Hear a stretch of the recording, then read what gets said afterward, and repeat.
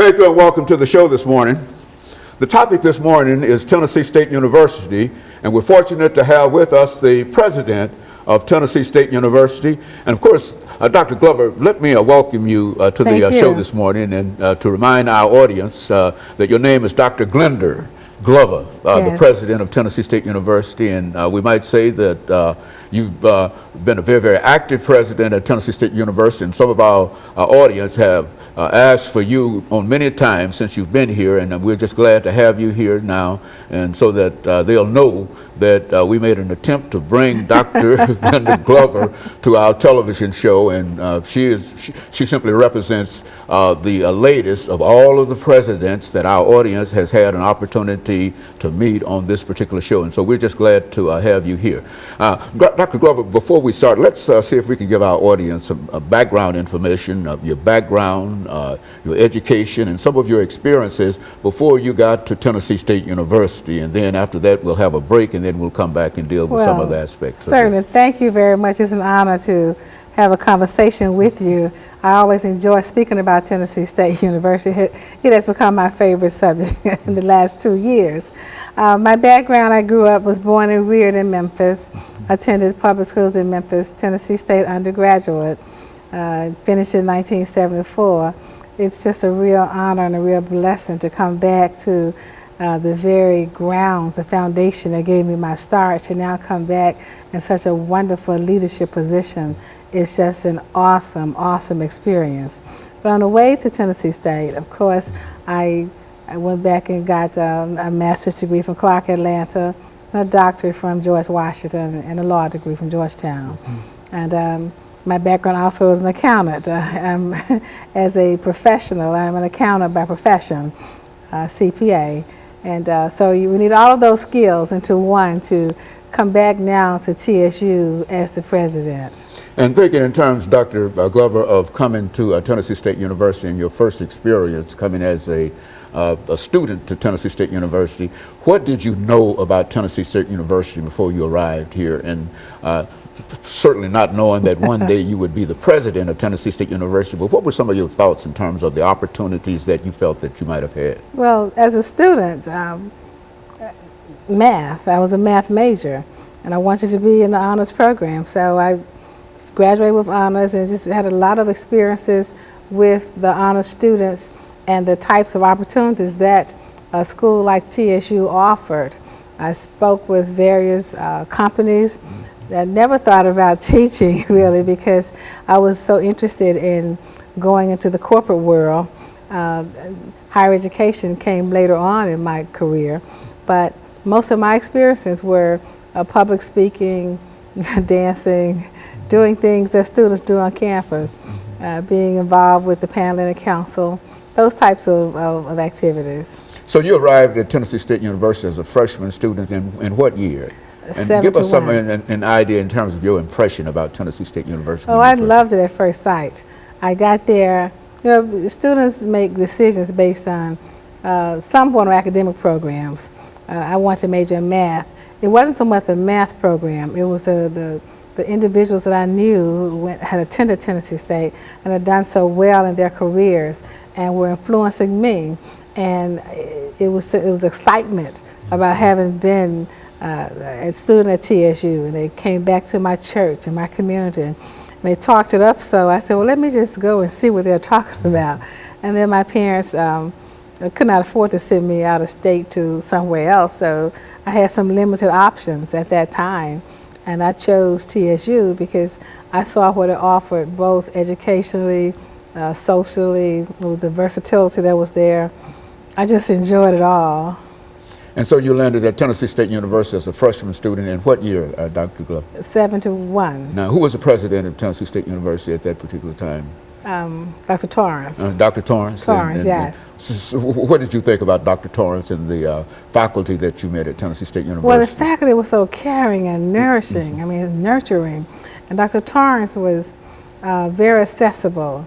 He would sit and talk with students in the cafeteria. He was very, he was easy to speak with, and he was always around. You wanted to do something that may not have been so acceptable by the standards of the faculty. He was there. You look up and he was standing right there. So he was always there. Very good. And so, Dr. Glover, we're going to take our first commercial break, and we're going to come back and deal with some other aspects of your journey at Tennessee State University. And we'll be back with our audience following this very, very short commercial break.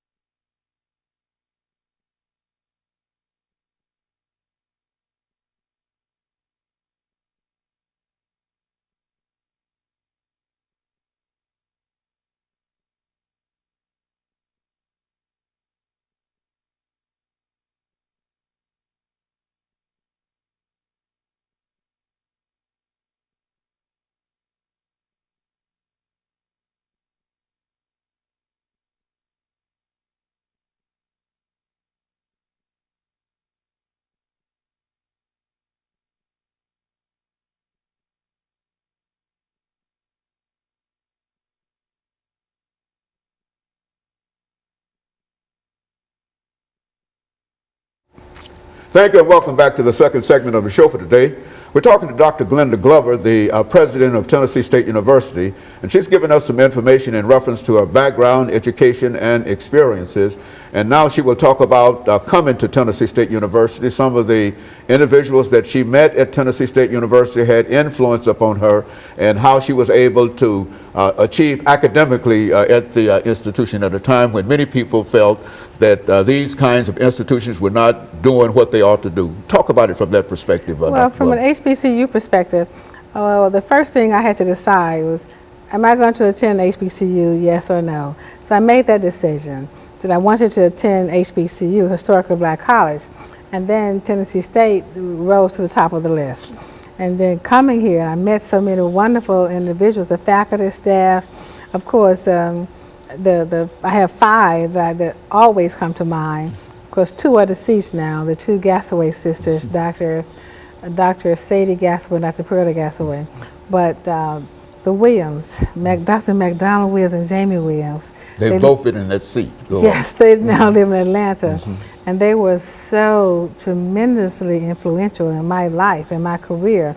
I called them as I was doing my inaugural address. I called her and had her assist me with doing some research on it. So I still talk to them quite frequently. In fact, their daughter-in-law is one of my close friends. And of course, Barbara Merle was there as, she was the vice president, the first vice president, female in the whole system, the TSU, the TBR, Tennessee Board of Regents system.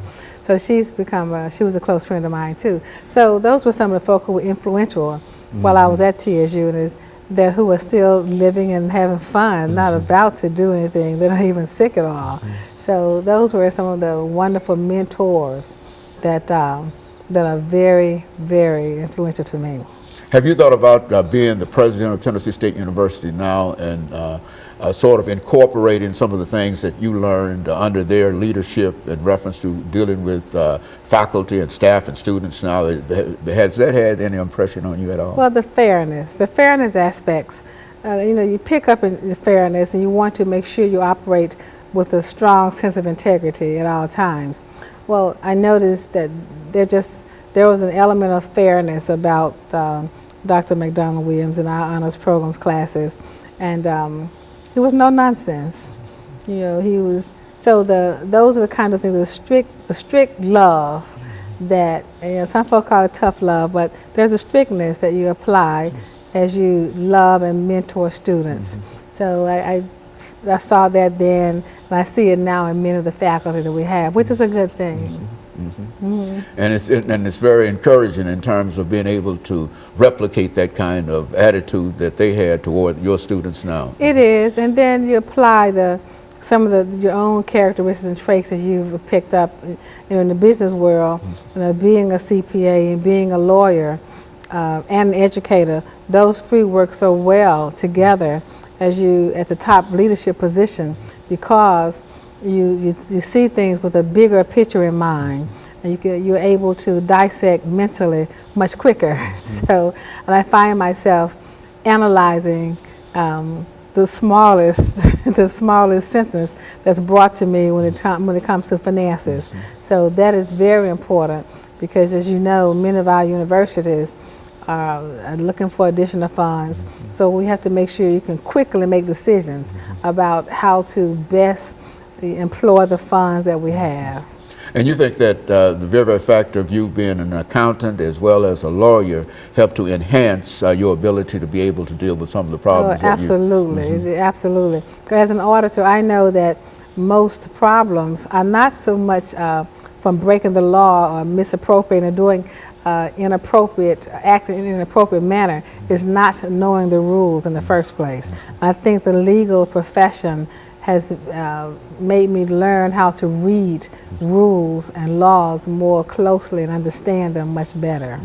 And of course, the accounting profession, which is the language of business, so it made me understand business and the business aspects of being a president. And so all of those things really came together for you coming to Tennessee State University as the president of Tennessee State University. What did you think in terms of first being selected and then finally selected as president of the Tennessee State of the United States? That you might stand there, but what did you think in terms of when that happened to you? It was so much excitement in my family because it was a process that took, I would say, about 2 or 3 months, going through the interviews and meeting various people and getting feedback from the campus, the students, the Board of Regents who ultimately made the selection and took the vote. So I was very pleased and honored to come back now and lead the university that gave me my start. I mean, there's no greater honor, no greater blessing than when God calls you back home. And there you were at Tennessee State University, selected as the president of that great institution, now to move that institution forward. And you are moving the institution forward according to everything that we see in the newspaper and everywhere else. And when we come back, when we have our second commercial break, what we'd like for you to do is to think in terms of how you are moving the university. That is, some of the principles that you've laid down, and we might, I think in some instances, refer to them as challenges and opportunities, and recognizing that. And that's what we want to talk about. I think that I've heard you on many occasions lay out 5 or 6 points in terms of what you're trying to do in terms of enrollment and et cetera, et cetera. And so that's, I think that our audience would be really concerned in terms of hearing that kind of information and about how you are working hard in a real sense to make sure that students have opportunities, even those students who somehow might not have been doing the things that they ought to do to have that opportunity, but there you are. Yeah, and I think that the community is aware of all of the things, and I want you to talk about that. Thank you. Because I think that plays a very, very significant role in terms of how you are able to deal with the university, as well as how you're able to deal with outside of the university, because I think that we've seen in the newspaper a lot of information in reference to who you are and about the not only the groundbreaking activities that you're involved in for historically black institutions, black females, and et cetera, and you are indeed a role model. But thank you very much. And so I want you to just jump into that when we come back and talk about your background, your challenges and some of your opportunities. We'll do that in about 10 or 15 seconds, and then we'll be able to sort of tie this up for the day. But I do want you to talk about some of the things that you talk about every day in terms of dealing with your faculty, staff, and the institution itself. And of course, we'll be back with our audience following this very, very short commercial break.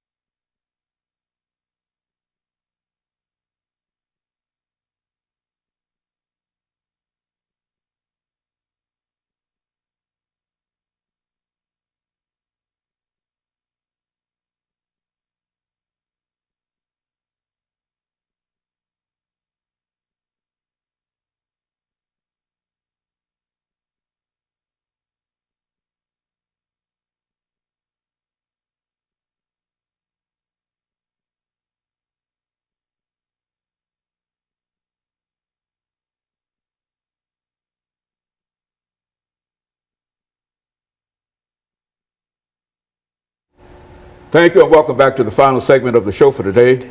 We're talking to Dr. Glover, the president of Tennessee State University, and she's given us some information in reference to her background, education, and some of her experiences coming to Tennessee State University. And now she's going to talk about some of the challenges and some of the opportunities that she has in terms of meeting some of those challenges and opportunities. Dr. Glover, let's pick up where we left off before we head our second commercial break.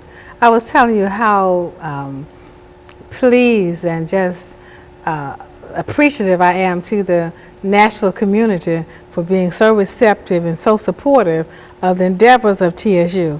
We put together a 5-point plan to increase our graduation rates for our students. That's our number one priority now, is to make sure that our students receive the support and the opportunity to graduate. Students have a right to graduate. So we are putting in procedures and implementing various activities to ensure retention, and so that students will have the opportunity to graduate.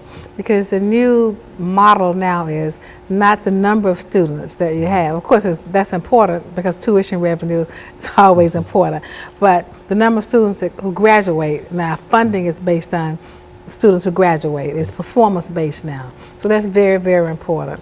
And then we're looking also at fundraising and making partnership with the business community.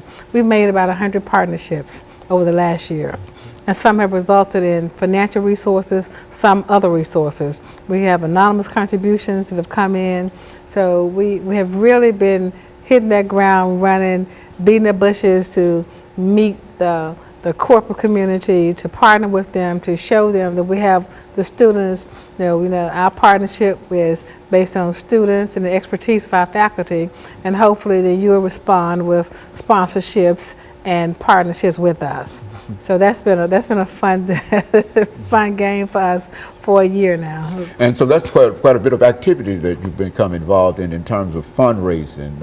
I think I heard you say at one time that you really almost have to support Tennessee State University from private money as well as state money, because you don't receive as much money, you think, as a matter of fact, none of our institutions. I think that has always been the not charge, but one of the challenges that presidents have had to face. Absolutely. Most people are surprised when they hear that we receive less than a third of our funding from the state of Tennessee. And the rest, because of tuition revenue, government grants, private funds, but we find a way to raise the funds to keep the school going. But it's largely tuition driven. So the out-of-state fees, the in-state fees, all that makes for our entire budget. Now, in terms of the kind of assistance that, because I've had a number of individuals on this show from Tennessee State University, and they've talked about the kind of assistance that they are able to receive through grants and some of the things that have happened dealing with the national administration in terms of opening up funds. Has Tennessee State University received any of those funds in reference to that? Well, we write a lot of grants, and yes, to date, I would say we received almost $40 million in funding from the federal government, the federal and state government, largely federal. And we spent a lot of time on the Hill in DC, talking to the various agencies, agriculture, treasury, health. We're talking to them, partnering with them to present the new programs that we have, the flagship programs, and the expertise of the faculty and staff, so that they will feel comfortable partnering with us and know that if they do bring us on as one of their partners, and they can sleep at night knowing that we'll get the job done. I think one thing that is noticeable, that there are a number of buildings that are going up on the campus at Tennessee State University. Why don't you make some statements in reference to all of that activity that's happening in the agricultural area and some of those other buildings, that big, fine athletic facility that you've got there. Why don't you make some statements? We have a new, that was the athletics building, the indoor-outdoor facility, practice facility. We also we're going to have a ribbon cutting probably next month, probably April. This is still February, and the new agricultural building that was just finished. So that was funded by USDA. So we're really proud of that. And we're looking at some more buildings down the road, a new nursing building. This is, as oddly enough, or thankfully enough, this is TSU's time on the funding cycle. It comes around every 9 or 10 years. So this is the year that TSU receives funding. So we're on the schedule this, probably end up being next year, but we're looking at a new nursing facility and perhaps another part of our education building to house a new STEM program, an education STEM program where we train teachers to teach students about math and science in 3rd, 4th, and 5th grade. So we're really excited about that.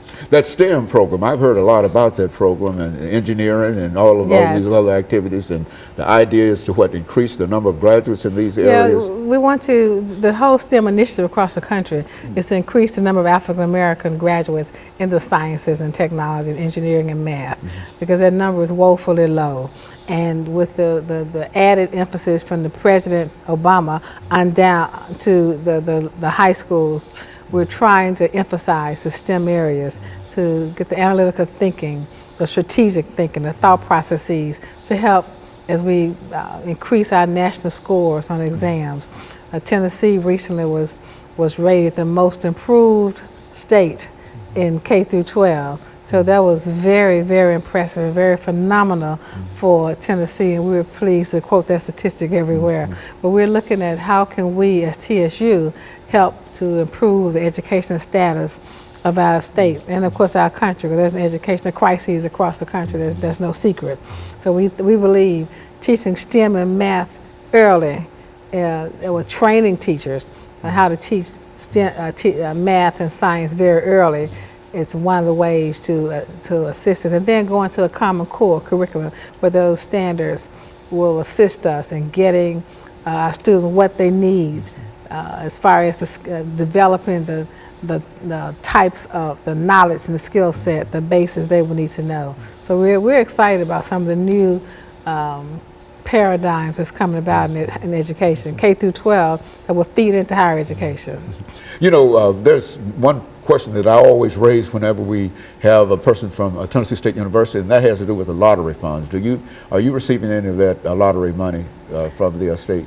Well, I mean, from the lottery? No, none to speak of. You're not receiving enough of it, I would imagine. Yeah, I'm not sure we're receiving any of it. So, I mean, it's not enough to speak of and make a point about. Very good. Well, I can certainly appreciate that. So in a real sense, you're sort of optimistic in terms of the possibilities that that you face in terms of bringing more resources. Oh, it's unimaginable. We made so many partnerships, and we're talking to more companies by becoming engaged and understanding what TSU offers, and especially in the Nashville and Davidson County area, because TSU belongs to all of us. It belongs to Nashville, it belongs to the state of Tennessee, it belongs to you and me, it belongs to all of us. So we're selling TSU to the community, that we're no longer this university that's on a hill in North Nashville. We're out there meeting the needs of the business community. What the business community needs from Tennessee State is to be a fine academic partner and produce ready-to-employ graduates, and that's what we're striving to do. And you've got a nationally known education program and engineering program and nursing program and et cetera, and so you're really ready to move forward. And that's true. When people say, what is your flagship program? I know I have to brag and say they're all flagships. I mean, the engineering, health sciences, agriculture, business, liberal arts. There are so many flagships until it's difficult to say that you can single out one or two. And so you're really excited, Dr. Glover. I'm excited. The alumni. I'm so excited about the excitement that's around me. I'm going to visit many of the alumni chapters, and that excitement is rubbed off. I gave them a